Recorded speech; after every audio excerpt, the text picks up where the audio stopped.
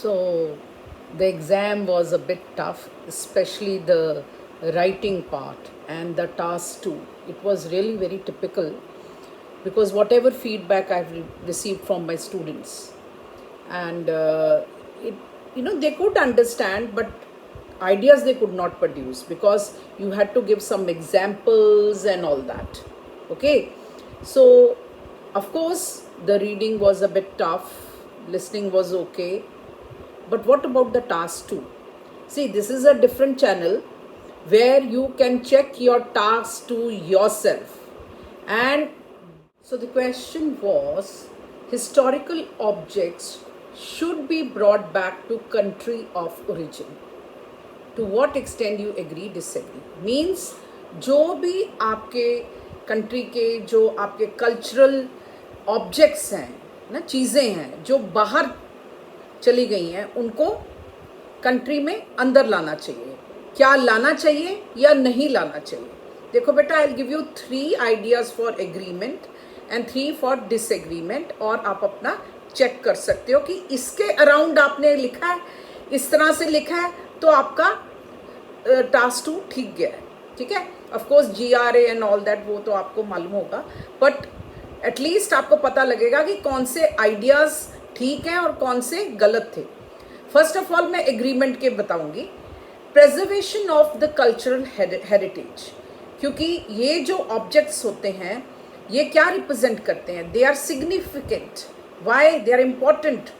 They are significant cultural and historical value होती है for the country of origin, and they represents the nations identity, tradition and past achievements, and returning to their own countries से क्या होगा? The society will reconnect with the roots and they will try to preserve it. इसमें आप Kohinoor diamond का example दे सकते हैं, because अभी Indian government ने रिक्वेस्ट किया है इंग्लैंड को that you please give us the back the Kohinoor diamond. So इस तरह से मैं इंडियन के प्रोस्पेक्ट से करूँगी. मैं जैसे अभी ऑल ओवर द वर्ल्ड नहीं है, I am not giving example for the world, otherwise there are examples for the world also, फिर वो समझ नहीं आएंगे. I am just limited to the Indian context. Okay, then promotion of education and research. कैसे? When these objects they are repatriated,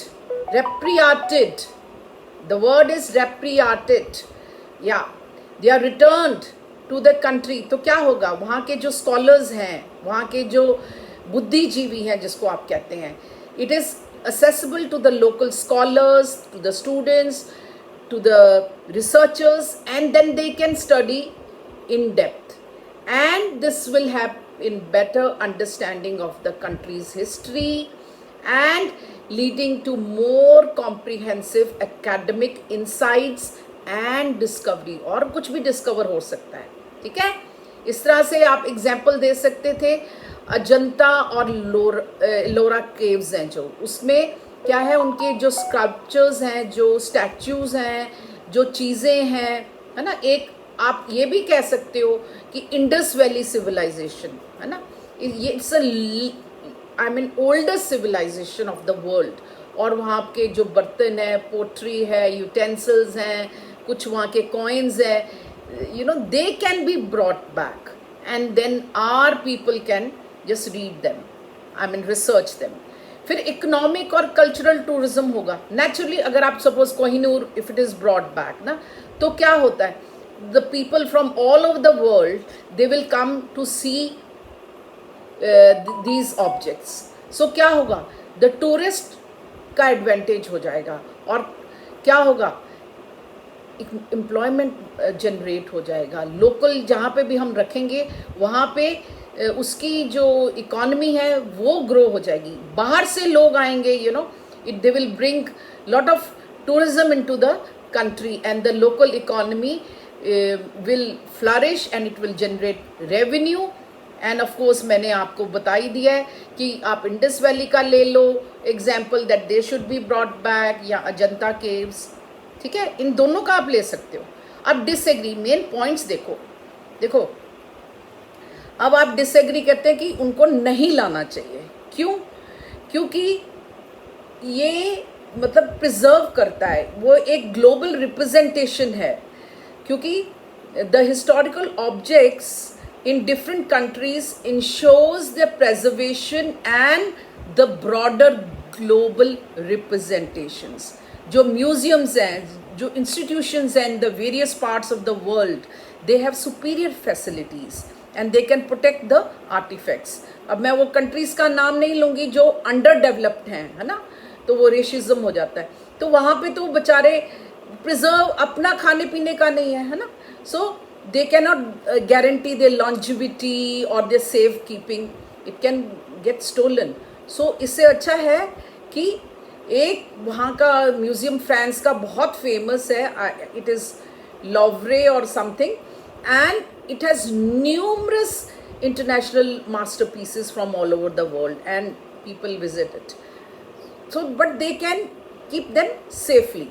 फिर political और security concerns हो जाते हैं, है ना, हमारी जो पास की कंट्रीज़ है वहाँ पे कितनी टर्मोइल है, पॉलिटिकल इंस्टेबिलिटी है, सो देन इंफ्रास्ट्रक्चर नहीं होता है again to preserve these monuments, and there is a risk that they may get damaged, stolen, and they may prematurely, be vanish, and therefore it is better that they are kept in such countries where it is safe, there is political stability and lot of security, so they should not be brought back. ये disagreement वाले हैं.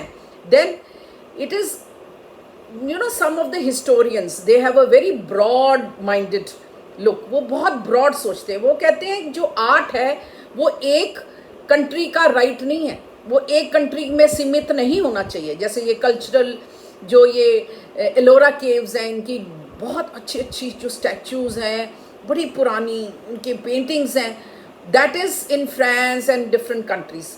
वो कहते हैं आप क्यों ला रहे हो ना, art is a universal heritage. ये वर्ल्ड का पूरे, it belongs to the whole world. It is a universal heritage rather than it is not something that a particular or a specific country should have. So the art, it is should cross all boundaries. It should not be comparted. Compartments में उसको divide नहीं कर सकते. So that all people from all walks of life, they are able to connect with this. This is whole humanity. And these art objects belong to humanity and not one country. तो ये सब था, आप जिस तरह से आपको करना चाहिए था. आई होप आप लोगों को पसंद आया इस तरह से. नहीं तो मेरे बेटे सारे राइटिंग के exam reviews already there are in on this channel, जिसमें मैं पहले सारे एसेज लिखती थी. वो अभी मैंने स्टॉप किया क्योंकि पीपल आर सेइंग कि मैम ऐसे एग्ज़ाम रिव्यू आइडियाज़ दे के हमें अच्छा लगता है. I can start there also, you can give the comment, क्योंकि ये आप ही का चैनल है, आपके लिए है. And I am an ex IELTS examiner. बेटा रीडिंग के, लिसनिंग के पूरा प्ले लिस्ट है, एंड पूरा राइटिंग का कैसे करना है, it is all there. Please do check. And of course needless to say the coaching, evaluation materials, they are all available. Thank you so much and all the best.